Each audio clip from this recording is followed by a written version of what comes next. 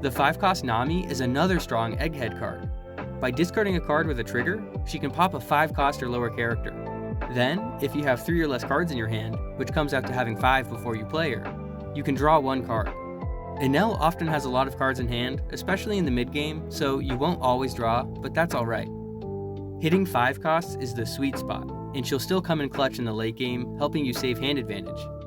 It's also notable that she stays on the field like Hidatsu, helping you build up attacks to keep your opponent in check. Damned Punk is the yellow version of Finger Pistol, able to pop a 5-cost character, with the bonus effect letting you look at the top of either player's life to put it on the top or the bottom. This is so great to stack your triggers like the 0-cost event to the bottom of your life.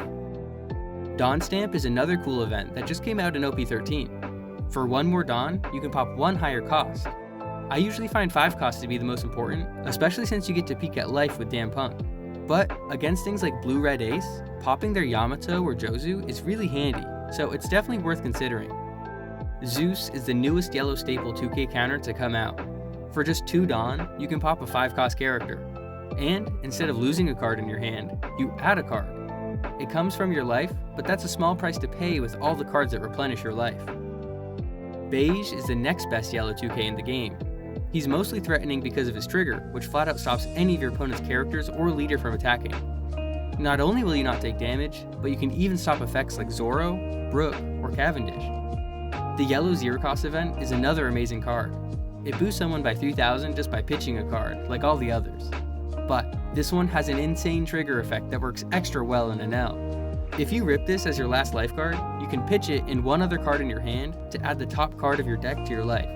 This seems a little steep, but you get your discard back when you take that life again, and the defense is invaluable. The best part is, it doesn't override your leader's effect. You can activate both at once, letting you go from 0 life back to 2.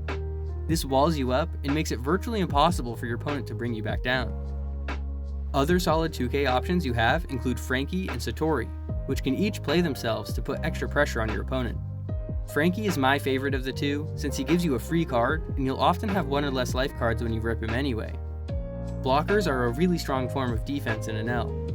Obviously, they can help protect your characters, but it's extra helpful when they attack your leader. Because you are Enel, and because you play so many strong yellow triggers, you want to take life as often as possible. Blockers act as a defensive lifeline to use after you take a few hits.